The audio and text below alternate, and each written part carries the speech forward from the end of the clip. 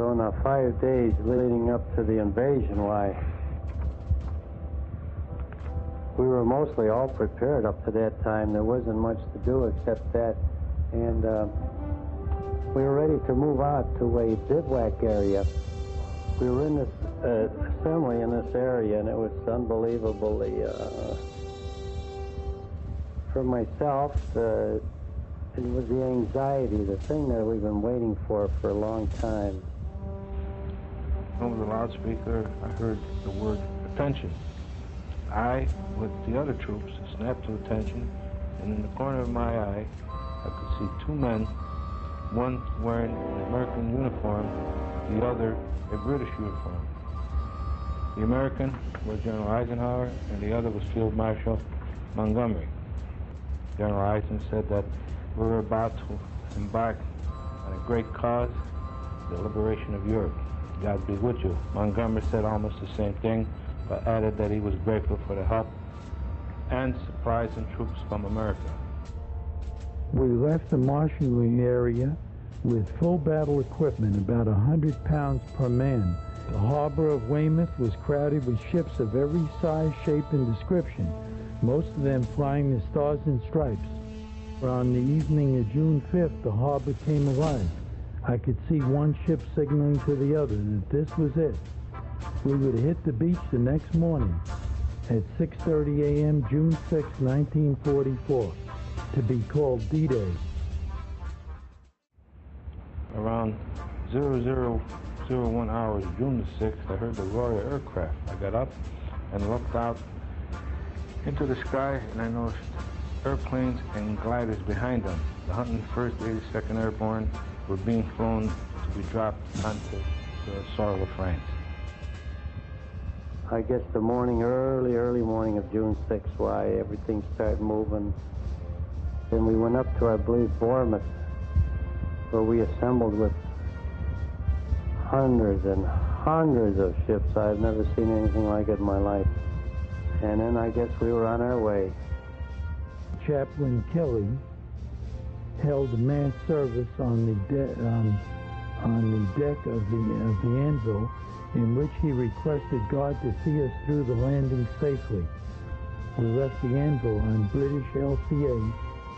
The huge bluish-black waves rose high over the sides of our little craft and battered the boat, as well as us, with unimaginable fury. It was as if the waves were trying to crush our assault boat and we in it. We were all soaking wet. I tried to keep my rifle dry by putting a plastic cover over the rifle. We were so loaded down with equipment. Every man had at least one anti-tank mine, and that we had bundles in the doors, bundles under the aircraft, and the C-47 was loaded to the point where he could take off, but he couldn't land with it, so he had to drop it. But we had rendezvoused for quite a while to get the Air Amanda into a formation. And we crossed the English Channel. I was standing in the door. We looked down, looked out, looked down, and it was the most beautiful moonlight evening. Looked down and had never seen so many ships in all my life, and probably will never see them again. You could have walked across the English Channel. Not that you had to walk on water. You could just step from ship to ship. That is how it looked from the air.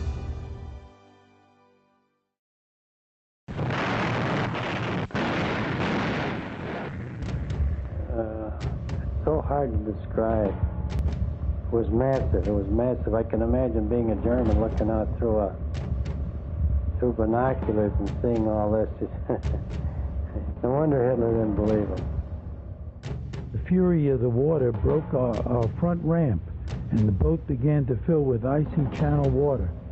But Lieutenant Donaldson rammed his body against the inner door of the ship and said, "Well, what are you waiting for? Take off your helmets and start bailing the water out." As the landing craft inched closer to the beach, shells began to explode around us. The craft next to us hit a mine and exploded. But as we were about to land, they had huge obstacles in the water. Big railroad tracks crisscross sticking up out of the water so nobody could get close.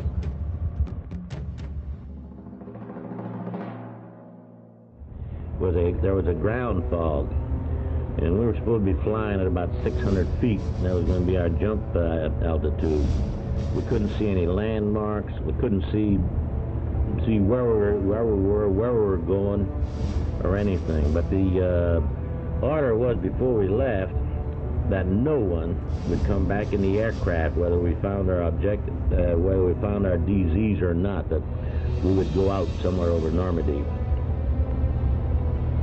Just as soon as it bailed out, I just knew that was the end of it. That I was not coming back anymore, because I had never seen so many tracers in my life. Tracers all over the place that were shooting at us. I hardly got the thoughts out of my mind when I went through an apple tree. My feet just barely touched the ground.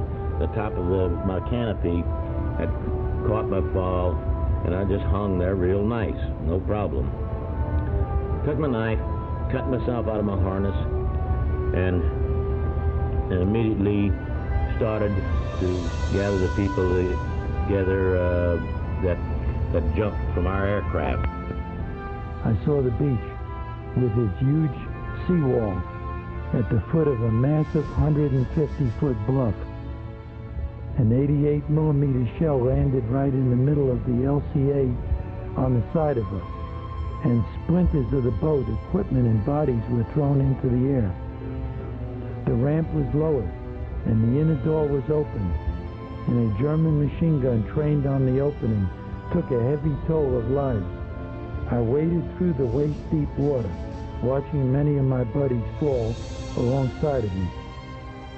I expected a bullet to rip through me at any moment from the right. I reached the stone wall. I looked down, and being washed around by the incoming water, I saw the bodies of my buddies who had tried in vain to clear the beach.